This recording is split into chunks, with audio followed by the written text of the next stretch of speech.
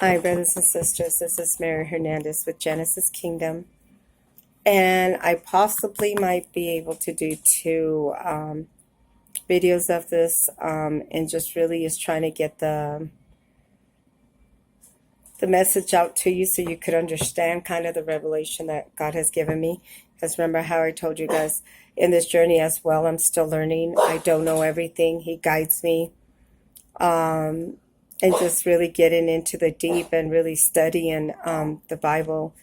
And when I deliver messages, I like to deliver them so you could understand and what the Bible has been speaking to us. And I named the title Wheel. And the wheel, I'm going to just leave it as that, the wheel of life. That's what I'm going to name, the wheel of life. The wheel of life. And I'm going to go in deep in what that has. And Ezekiel, pretty much on Ezekiel 10, will pretty much explain it. The whole Bible is beautiful. But this is kind of like in our journey into the promised land, and this starts within us, the renewing and the changing of our mind as well has a lot to do with it, because the will in it is, it's a will that connects to the universe, and it has the connections to, that's pretty much, to the afterlife that's going to have either you make connections with the Most High God, which is our Father, or for the powers of the Most High God, or the powers of darkness. And this explains it. It really does, and it's very beautiful. So I'm going to start off with Ezekiel 10, but if you slowly guide it, it is beautiful. So I'm going to go with Ezekiel 10. He says, "Then I looked, and behold, in the firmament that was above the head of the cherubims, it appeared over them as if it was a sapphire stone, as the appearance of the likeness is the throne." The firmament, remember, in Genesis it explains God made the first heaven as a firmament, and then the second, and then you got the third heaven. Heaven, you got hell, and then you got earth. So in there is a wheel that is turning, it's the cherubims, and I'll explain that too, so you could explain that. And this is this is really what's going on. Let me read this to you. Ezekiel now 10:2. "Then he spake unto the man clothed with linen. And let me explain that real quick, what linen means. You know how it says, once we are done with the course, we're going to be clothed with our priesthood as white linen. Remember, it comes, and I seen a little presentation on YouTube that actually helped me so I could explain this in the way, because at first I knew that white linen meant, I think there was an episode in one that showed when David was being attacked and he was going in from one place to another. It was telling them as far as how you say this? Well, when he was going to ask God, that he knew that the enemies were going to come and attack him, and he went and asked for the sword. It's in the story of David. And he was going to ask for the sword, and he went and he asked somebody, and they asked him, "Why are you by yourself?" And he said, well, actually, he didn't want to tell him that Saul was, hunting him down to kill him. So he told him, I'm on a different mission, but I came and that guy gave him the sword because he had no weapons, right? So it shows him in a little mini series that they did that David, he was in his regular clothes, and it shows him that he went into his white linen, because remember, we're kings and queens, right? So out here in the world, we have the authority, to run this world, our birthrights, our leadership with the other kings and queens that we have. However, we still answer to the Most High God. We just don't do decisions split on that. That's how a lot of the kings lost their throne, because they ended up doing what they wanted to, their way and not God's way. And at the end of the day, that's how Saul lost his. So if you guys remember how he went in, and God told him, you take out everything. You don't take out everybody that is in that little town. Do not keep no ox, no nothing, nothing. Take them all out. And I think he ended up keeping some people, because now I know oxes means, people. And he didn't listen. He did what he wanted. So God said, okay, if you're doing it that way, you're off. That's how he lost the throne. And David was anointed as a young cat, as a young man. I apologize. And and in that one mini series, back to David, when he was in his regular clothes, in that mini series, it shows him, and it's in the Bible, but the movie went more into details. But it tells you in the Bible as well that when he was in his regular clothes, he went and he got into his linen, which was his priesthood, and then he went into prayer and he asked God. So he was a man that was after God's own heart, is seeking God, not doing under his own understanding. Did he sin and made some sins? Yeah, but there was consequences for his sins, right? So with that being said, he dressed down. It's almost like you decrease, because our Father increases. Our Father is up here. So no matter what we do, the white linen is going into our priesthood. How do we earn that linen? Is by staying away and following the 10 commandments. You go from filthy rags into your linen, into your priesthood, into your royalty. Because of royalty, it shouldn't be settling for things in the world. But the world is also worth the humans. I just think that's funny. The humans, I just call that to my kids. I just made that up. With them as well, they don't deserve to be out in the darkness and in captivity with everybody else. And that's the reason why our Father is here. And as I explained, this series is basically breaking it down to you guys, not just to his children, but to the world. And how we were stuck, all of us, in a limbo because we were living at things in the world. And means the world system, the government, the leadership that was on there, because leadership has, I wrote that in my manifesto, as far as what is it that you would have to offer is my strong leadership skills. I have a lot of strong leadership skills, and they're right. They're not corrupted, and they never once have come corrupted. Even before I knew what a chosen meant, I knew that I had spiritual gifts. Not once did I ever abuse it. Never once did I use it. I didn't know, when or what, but he would direct me. He would wake me up. I heard my Father's voice, and he said, get up, here he comes. And my daughter was being possessed by a demon. It's the reason why I stay so loyal to my Father, because if it wasn't for him, my daughter would not be here. I believe this was 15 years ago. Sometimes when I talk about it, it's kind of hard, but, it's because he did. I seen the good and the bad, and I seen my Father overpower the darkness, and just by his sight in me, it left her, So I would not be sharing this testimony with you if I didn't believe in him so much, but he's real, and so is the enemy. But he wants to drag you down, and my Father wants to lift you up. But when it comes, no matter when, we're in our leadership and in our queenship, and my husband is in his kinship with me. My husband is the head of the house.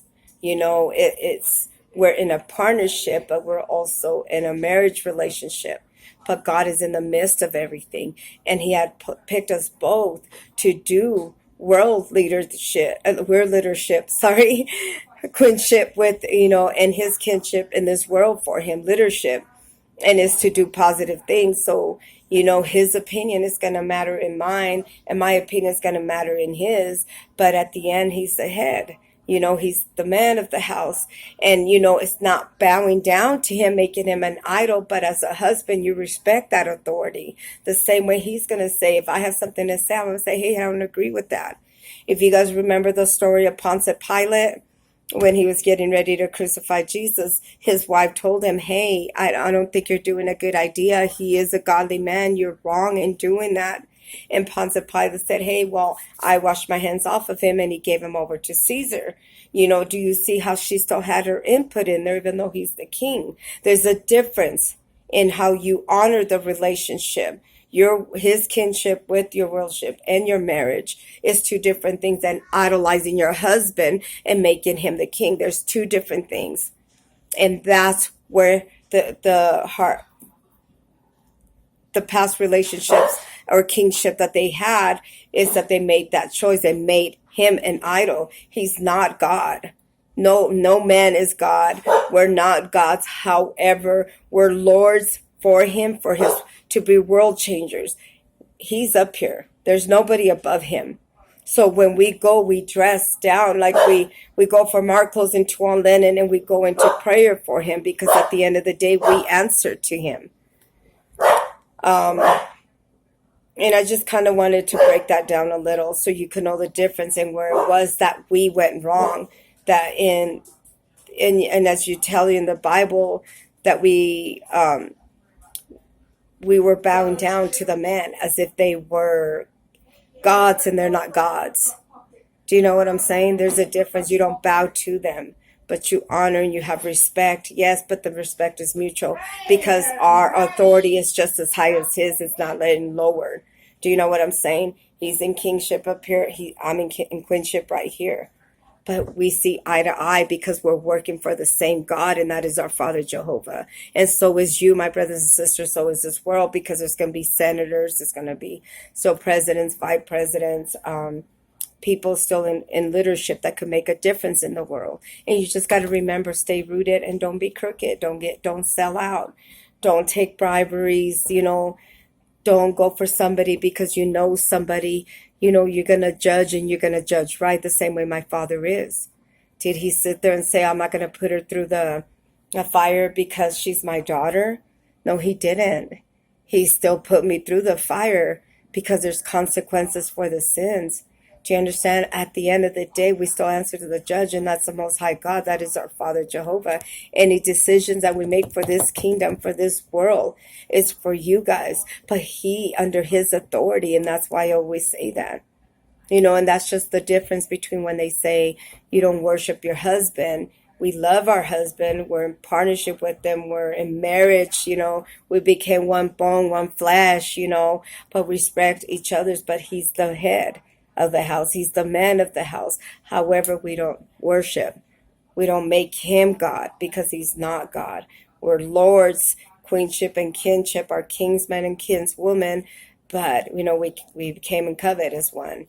But we all answer to the Most High God, and that is our Father. And that's just kind of from your linens, that you come from filthy rags, from the darkness, from the sinful world, and into your white linen, into a covenant back with Father. From dry bones to flesh on your bones, just explaining that, that's all. So it says, and then he spake unto the man clothed with linen, and he said, go between the wheels, and under the cherub was filled with thine hand, and with coals of fire between the cherubims, and they scattered over the city, and he went in into my sight. Now the cherubim stood on the right side of the house when the men went in, and in the cloud that is filled with the inner court. I'm going to read one more, and then two more, and then I'm going to go into detail about what that means so you could understand it, because I understand it as I'm reading it, but I need to explain it to you so you could understand what it means, and you could also look it up. It says, the glory of the Lord went up to the cherub, and he stood over the threshold of the house, and then the house was filled with a cloud, and the court was filled with brightness of the Lord's glory. And the sound of the cherubims was the wings, and he heard, even unto the utter court, as the voice of the Almighty God when he speaketh. It says, and then it came to pass that when he commanded the man to be clothed with linen, saying, take the fire between the wheels and between the cherubims, and he went in, and he stood beside the wheel. One of the cherubims stretched forth in his hand between the cherubims and into the fire, and between the cherubims, and it says, and took thereof, and he put it into the hands of him that was clothed with linen, and he took it in and went out. He said, and there appeared in the cherubims the form of a man, a hand under their wings. Wow, what does that mean? Let me do this one last one. There's just 9, and then I'll go into details. It says, and when I looked, behold, the 4 wheels by the cherubims, and the wheel was one cherub, and another wheel by another was the appearance of the wheels of a color of a beryl stone. It says, and as the appearance of the 4, it had likeness in the wheel, it had been in the midst of the wheel. When he went in, they went upon the 4 sides, that they turned not as they went in, but in the place wherewith the head that it looked and it followed, but turned not as they went. The whole body and their backs and their hands and the wings of the wheels were 4. All 4 eyes were round about. The wheels, therefore, they were 4 that had. For the wheels it was cried unto in my hearing, O wheel. Every one that had 4 faces, in the first face and in the face of the cherub was the second face, and the face of a man, the third was the face of a lion, and the fourth was the face of an eagle.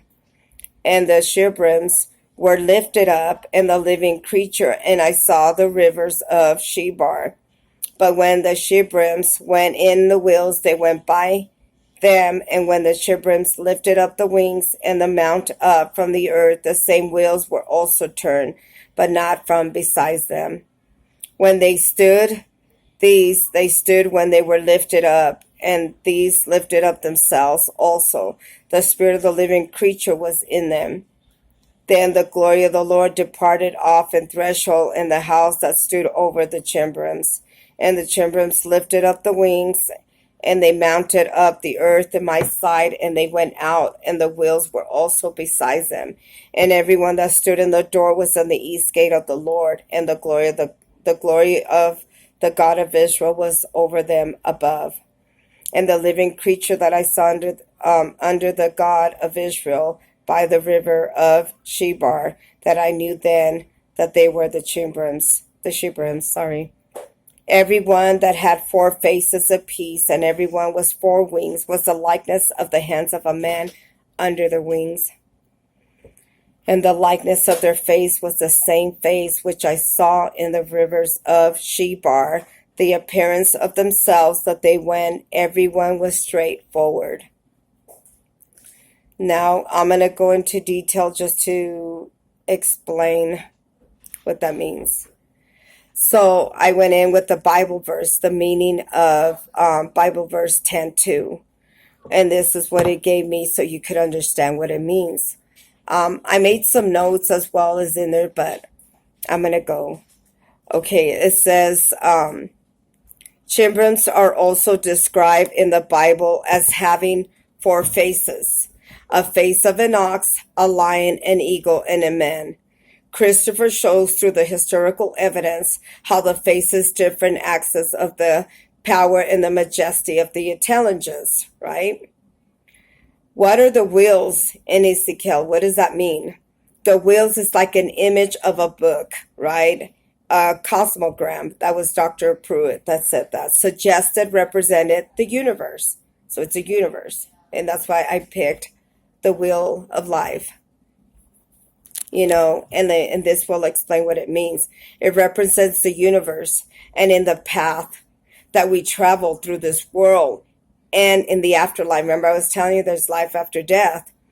It says, and through the world and the afterlife, that it stands from enduring connections between the world and next to the power from above or below. And who do you think it's in the midst of that wheel as you're going into? It's either you're going to make a connection with the afterlife, or is it going to be, remember we talked about this and even just yesterday, and a couple of them, that there is a life after death, that, who is it that you're going to make a connection with? In our way into our promised land or in the lake of fire? Before it was pretty much hell on earth. Remember, Satan had dominion over it, and I say had, because I already prophesied that we take territory under my Father's authority. So I speak in past tense for the underworld. but it's in the connection in how you do. Remember, you preserve your soul on your journey into the promised land. And it says, how many people are you going to take with you? Do you remember that? It's how many people are you going to tell them about me? He says, go tell them about me, because how your turnout is in this world that we have perished, that a lot of us didn't know, that we're crossing over. So either you're going to cross over and stay in the lake of fire that's coming to an end, or you're going to cross over into the land flowing with milk and honey, because he's the God of the living, not the God of the dead. Do you understand the difference? And that's basically what it's saying. Who are you going to make that connection with? And in the middle of that, guess who jumped in? Who's the ox? Who's the four faces? Is a deceiver. You know what I'm saying? And it tells you in there. He's in there. You know, he's going to deceive you. He's going to throw you off track. What do you think he's going to do? Do you think he wants you to make it in? That's another soul that he gets to gain. And that's the reason why God has anointed me to preach the gospel to the poor, to heal the brokenhearted, to preach deliverance to the captives, the ones that have been in this wheel, trying to make a connection with the afterlife, either the connections with above or the connections underneath. You know, do you get what it means now? It's preach deliverance to the captives, to recover the sight of the blind. Do you know what that means? You know, it's kind of opening your eyes, unveiling it into what was going on in the world, what it is that you were circling around. It's almost like you're stuck in a limbo. You know, I don't remember too much, but it was TD Jakes did one about, I think, a cycle. I don't remember too much about it. But as I read Ezekiel, just Father gave me the revelation, and I was like, man, I call it, Father, I'm going into the deep, because if I get to a Bible verse that I don't understand, if I just pass it and keep reading on, how are you going to connect it? How are you going to get a revelation out of it if you're just going to go on to the next reading and be like, well, I understood some of it? You know, no. So that's going into the deep, actually studying, well, what did chambers mean? You know, what does it mean in Bible verse? You know, because it also has other Bible meanings. I mean, meanings in something else. But we're talking in Bible verse, you know. And this is out of Ezekiel that is saying, right? And now, let me see, which one is also good? The Lord said to the man clothed in linen, go among the wheel beneath in the chambers and fill your hands with burning coals among thee. It says, the likeness of the throne, I looked there, and the fragments were above. The head of the chambers appeared to be something like sapphire. You know, let me go ahead and go back up to do the break ones. Remember, that's why the reason why I expect the linen when he said, hey, go in there, you know. It's somebody that, like me, that went from filthy rags, and then he clothed me in my linen, in my white linen, that he purified me, he cleansed me. Because to make it on this side, you have to let go of the things of the world. If not, and then you come into your promises, people think, oh, that's it, then it's over for me. No, that's just the beginning, because it's the land. He's restoring, he's starting over, and you're going to be a part of it, because that world's coming to an end. So he's asking you to come over. We're all going to be reborn again. Remember, reborn again. So then everybody's going to be clothed and come and start over. The new heaven, the new earth, you know, and that's what it means, because a lot of us have perished in this journey. A lot of us have been and then been in a cycle we didn't even know, you know, and this is basically expects that there is a life after death. It's just where you're going to be. And what difference are you going to make?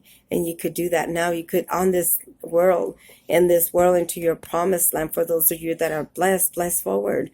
And that's what it means for people. Oh, the song, you know, that song by Journey goes, wheels in the skies, keeps on journeying. You know, and at first it says yearning and then journeying. Read the lyrics for that. It speaks to you. That just, don't ask me. Don't ask me how that song came into me, because I thought about it. It was just like that quick. that quick.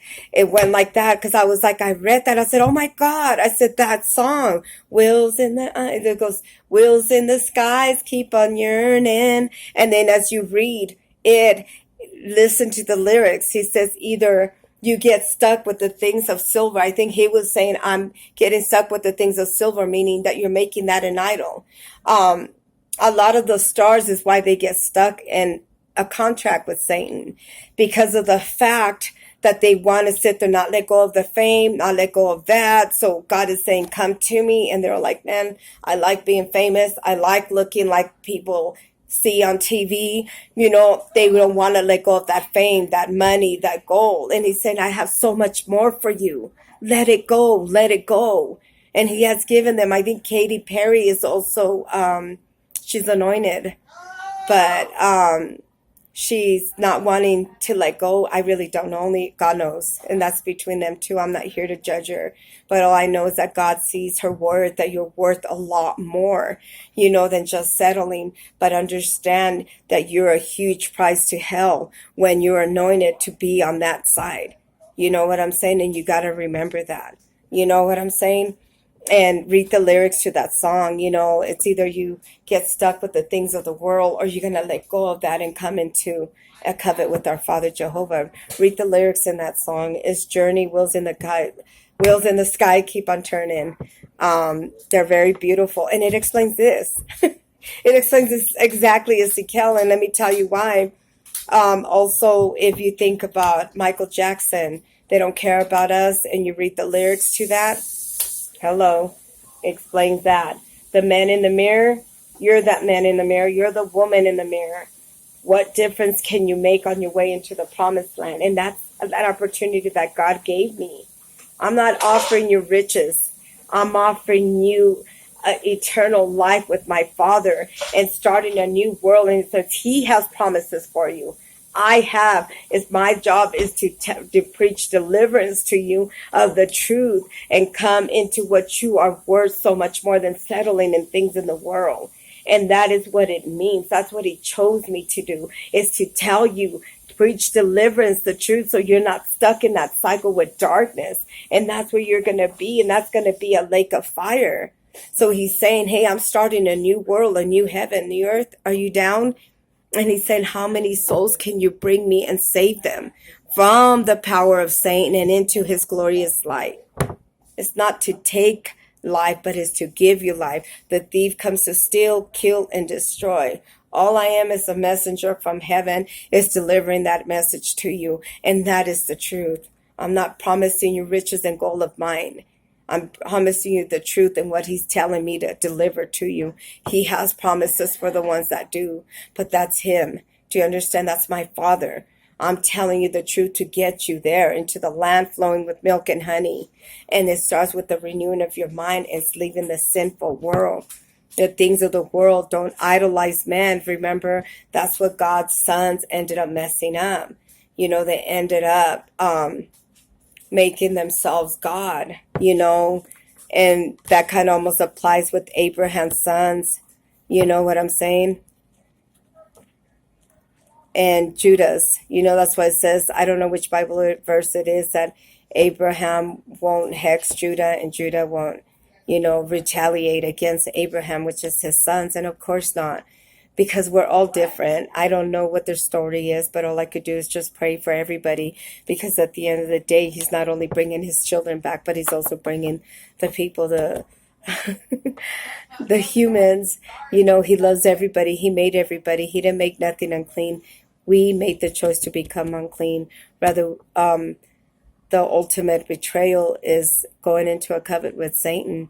And He's just saying, hey, let that go and come back to me, And that pretty much breaks it down. It's so beautiful. I'm going to have to do part 2 video, and I'll start off into explaining the definitions of all those Bible verses that I just read to you.